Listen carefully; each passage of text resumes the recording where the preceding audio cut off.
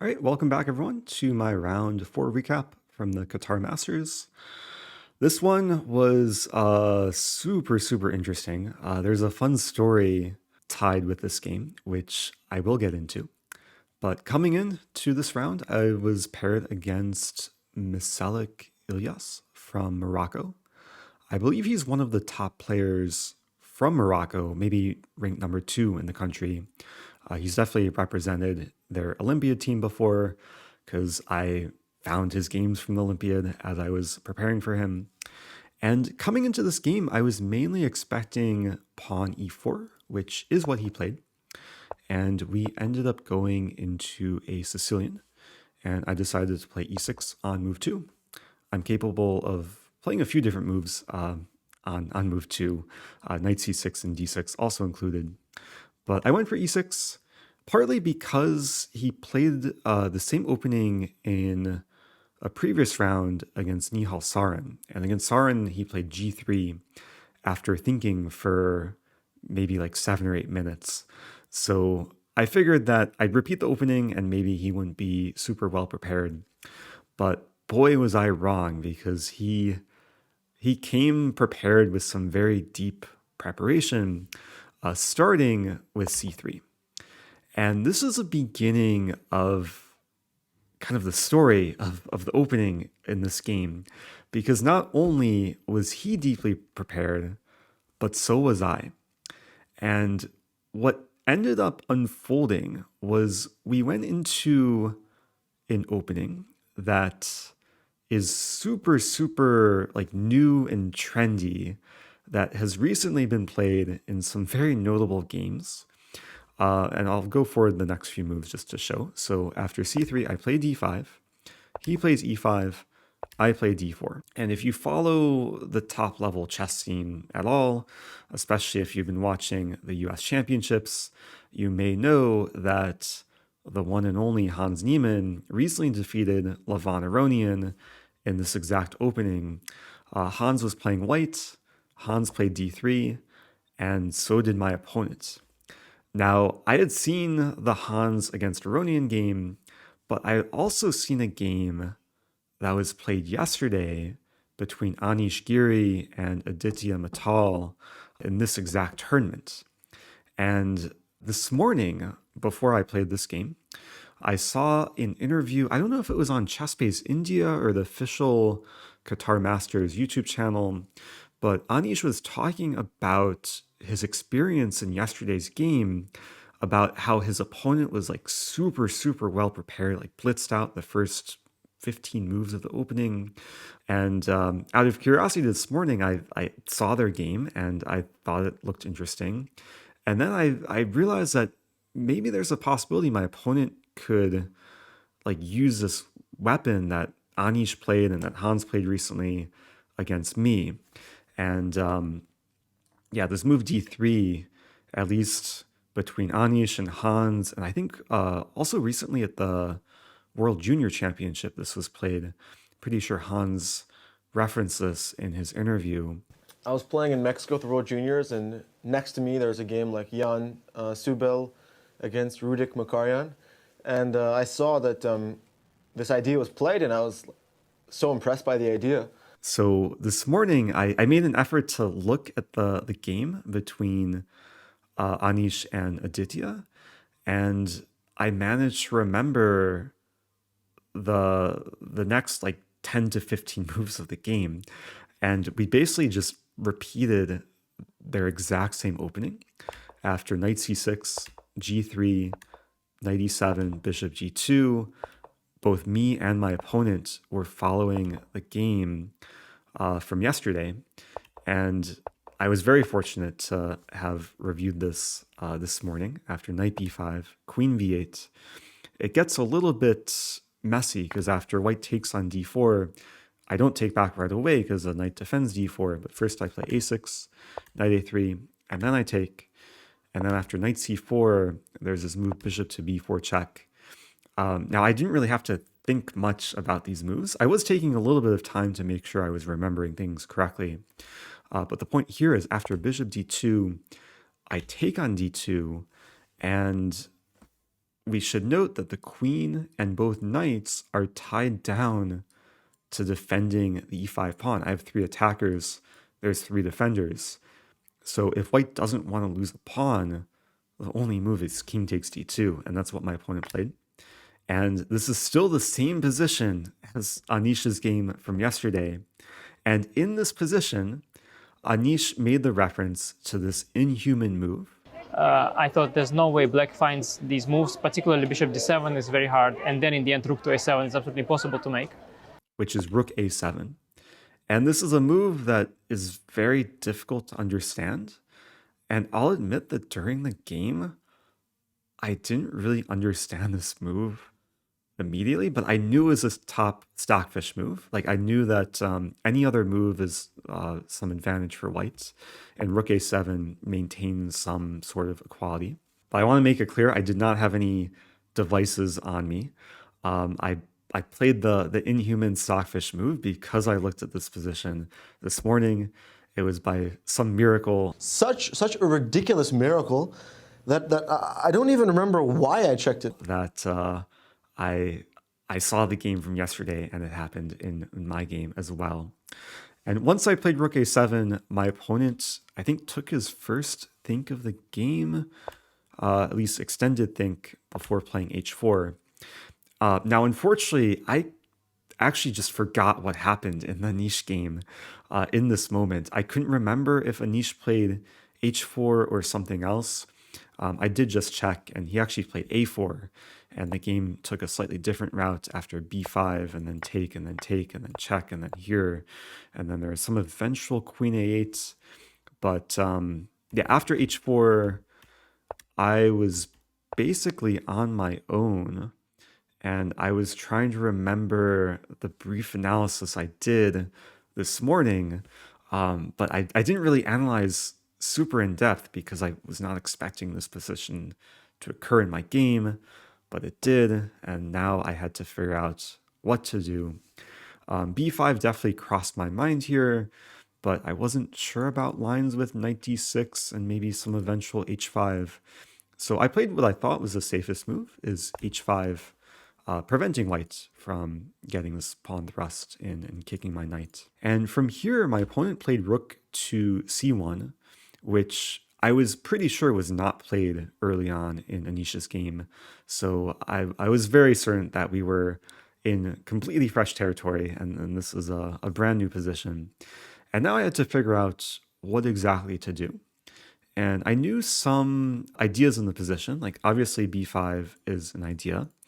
The reason why I didn't play b5 was I was scared of knight d6, king e7, and then knight takes f7. I'm pretty sure this is like quite strong for white, because if I take, there's knight g5, and white's winning back the knight on c6, given that it's attacked twice by the rook and bishop.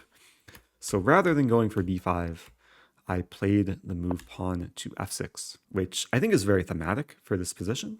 Simply targeting the pawn on e5, trying to get rid of it so white doesn't have a space advantage in the center, and also to try and ensure that white can't make use of this knight d6 move, because if white plays knight d6, king e7, this structure is actually very delicate, and yeah, once the pawn goes away, the knight will probably have to go away as well. So after I played f6, my opponent played a4. And he took a very long think to play this move, like over a half hour he spent before playing a4. And once we got to this position, I pretty quickly played the move pawn b5. And even though we were in fresh territory, I was pretty confident with this move, because I did remember that Aditya played this in a similar position against Anish yesterday. And it makes sense now to kick the knight, and there's not the same tactics with exploiting my knight on c6. So from here, my opponent plays knight d6. I play king e7. So both our kings have bond clouded. No castling for either of us this game. And here my opponent surprised me big time. I'm not sure what I was expecting, but definitely not the move that my opponent played. He took the pawn on f6, basically saying, "Oh no, my knight." And yeah, I was not anticipating this at all. And then I had to try and figure out, what is his idea? Can I just take a free knight on d6? And I spent a long time trying to calculate this position, and eventually I concluded that this is probably a little bit too dangerous for black, because white has this move queen e4.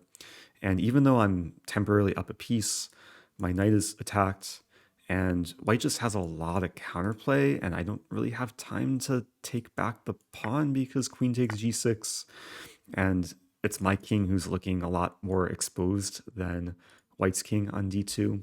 So after some deliberation, I decided to not take the knight, but rather take back the pawn on f6, leaving the knight on d6.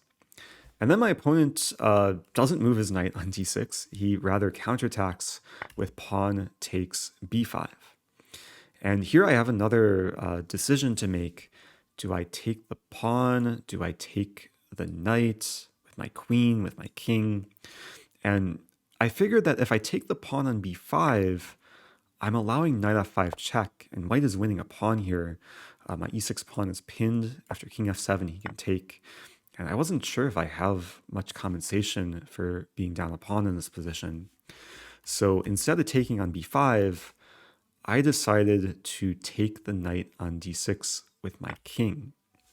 Now I should explain, I didn't take with the queen because I wanted my queen to be on the b file. And we're going to see that after king takes d6, pawn takes on c6, I can throw in the in-between move, queen takes b2. And basically when I took on d6 with the king, I had calculated a very deep line, which basically goes king e1, I would take on e2, he would take back, I would take on c6, and I thought the critical line here is rook takes c6, which ends up getting 2 minor pieces for the rook for white. So knight and bishop for rook and pawn. I was calculating even deeper here. I was thinking I would play rook to b8, and if he plays knight f4, I was going to play maybe some check, king f3, e5. Keep in mind, this calculation was all from when I played king takes g6. So basically my conclusion was that black has more winning chances here. Even though it's still double-edged, the pawn on the a file is just super, super dangerous. It's a pass pawn supported by the rook, and it's very easy for white's knight to get sidelined. Like if he takes on h5, maybe something like king e6, and then yeah, my pawn can run very quickly, and white's pieces are looking a little bit ridiculous on the king side. So we did not go into any of that. Let's go back several moves. I really thought we were going to enter this this endgame, but rather than moving his king in this position, he surprised me again by sacrificing his rook on a1. And yeah, when he played rook c2, I was very surprised because I thought that, okay, I just take the rook, I'm up material. He does take on d7, but yeah, from here, I thought it should be like simple to consolidate, but then the more I thought, the more I realized that it's not so easy because white has a lot of resources, especially with my king on d6, and yeah, white's pieces getting ready to swarm. There's ideas of knight d4 and rook c6 and queen e6, so I had to be super, super careful here. And the move I started with was queen a5 check, forcing the king back to d1. And then I take on d7 with the rook. And when I played this move, I was beginning to feel very comfortable. And I thought like I'm in like very good shape to just consolidate, be up material, and hopefully go on to win. And the lines I was calculating, for one, if queen to e4, I was going to play queen f5, just defending a lot of things on the king side. And then this check doesn't lead to anything. Meanwhile, queen takes d4, I just play king e7, and then d3 would hang. So I was feeling good if queen e4 is played.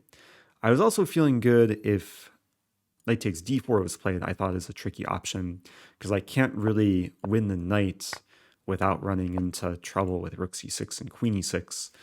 But if knight takes d4, I was going to play knight e5.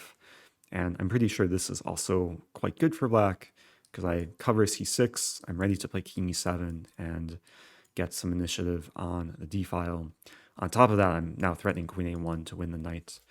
So I thought that the two like obvious candidate moves for white are just better for me, but my opponent played a big surprise in this position, and it was a common theme in this game that I was overlooking my opponent's opportunities to sacrifice. And in this position, I guess for the second time in the game, my opponent sacrificed the rook. Rook c6 was played, and when this came on the board, it just felt like a cold shower. I was vaguely aware of this move, but I dismissed it pretty early, just thinking I can take and then survive the checks. But once I started calculating, I realized that my king doesn't have a great place to hide. I had to take on c6. He took on d4. Now, note here that I'm in huge time pressure, falling almost below a minute. And this is double check, so my king has to move. I can't take the knight. I can't block the check. And there are only a few legal moves for the king, and there's just so many lines where black gets forked. Like if I play king c5, I get forked. If I play king d6, I was calculating, but then queen takes e6, and then, yeah, this did not look good at all. So I ended up playing king to c7, but the issue here is queen c2, and these squares are off limits. These look like the safest squares, but both moves get forked with knight c6. So I had to play king to d6. And I want to just note that, I played the move king c7 with 2 seconds left on my clock. So I was like barely holding on. And once we got to this position, I thought that I'm just losing, because after queen c6, king e7, queen takes e6, it seems like my whole position is crumbling, and I can't play king d8 because, again, I get forked. So I had to play king f8. This is all kind of just process of elimination for me, just playing the moves that don't get forked. I wanted to make sure I'm holding on to my queen, but I did have to abandon my rook. My opponent took the rook. And once we got to this position, I really didn't know what to make of it, but I knew that white is threatening mate in 2 with knight e6 and queen g7 checkmate. So I played the only move which attempts to get counterplay is queen a1. And once we got to this position, I started to calculate, and I realized that white doesn't have a great way to escape my checks. And what ended up happening is after king d2, queen b2, king d1, queen b1, I forced a situation where once his king moves up either to d2 or e2, I'm ready to sacrifice my queen. So he played king e2, and I was just so relieved to have my next move, queen takes d3. Oh no, my queen. Maybe I'll make a merch discount code. Use coupon code Qatar to save on merch. shop.imrosen.com. But I played queen d3, and the point of this move is if he takes it, then I'm winning because I have the fork. I win back the queen, and this should be a winning endgame for black.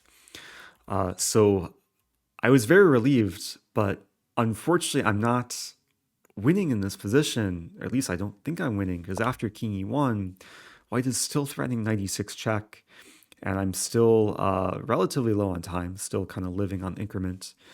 And what ended up happening from here is I give a check, I give another check, and I saw nothing better than to repeat the position, and the game ended in threefold, ended peacefully in a draw.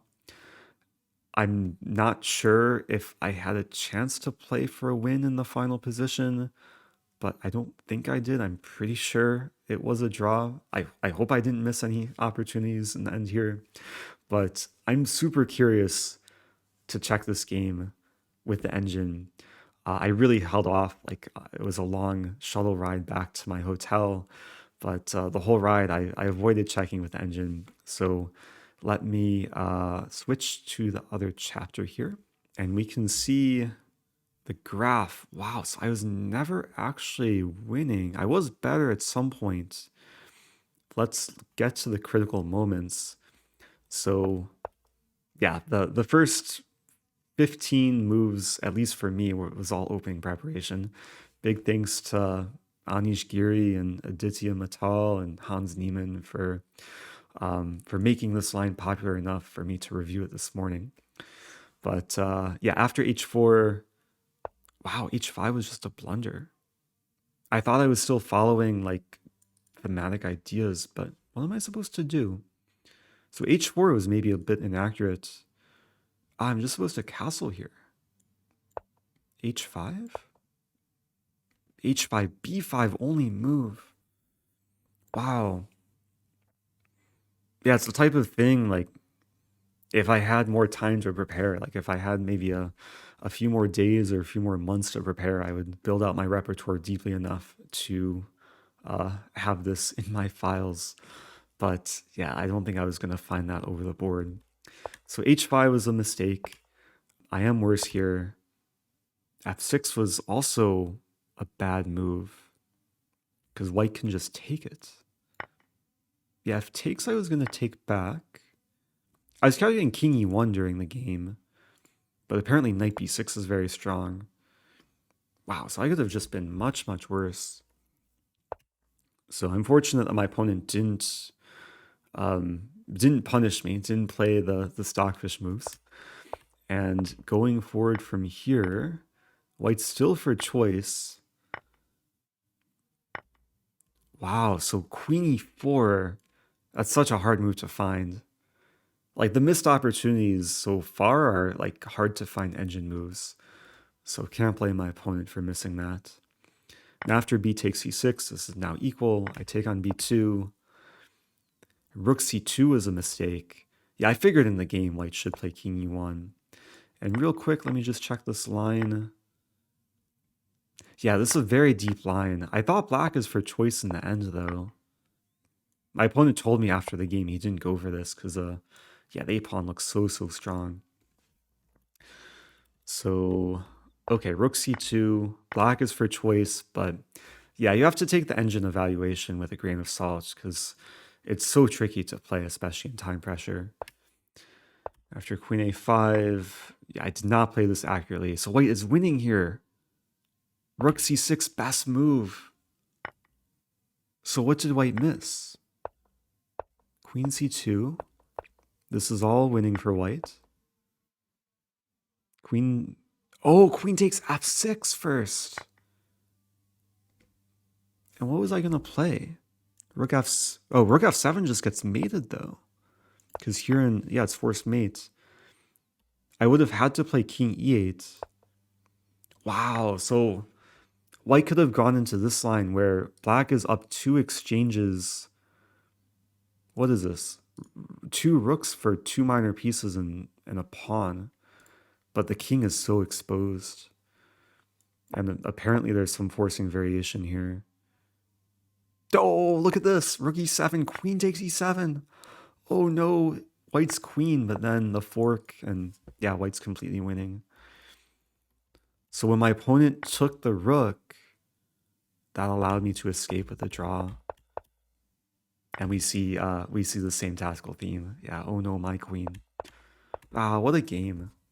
So I was never actually winning. I was only like slightly for choice. I guess I'm very thankful to have survived, especially towards the end there.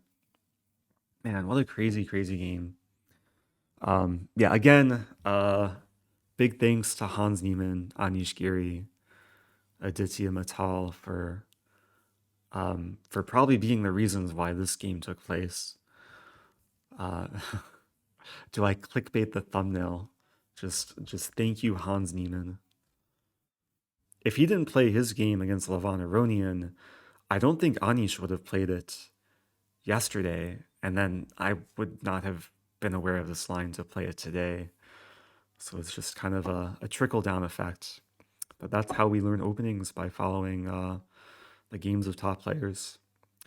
So anyway, hope you guys enjoyed this recap. This is a fun one. Probably my craziest game so far of the tournament. Do stay tuned for more chess. Stay tuned on Twitch. Jonathan Trance is doing coverage every day, twitch.tv/IM Rosen. And also stay tuned for more recaps. Tomorrow is round 5. I'm currently 1.5 out of 4, but having a lot of fun so far. So do stay tuned, and I'll see you guys soon.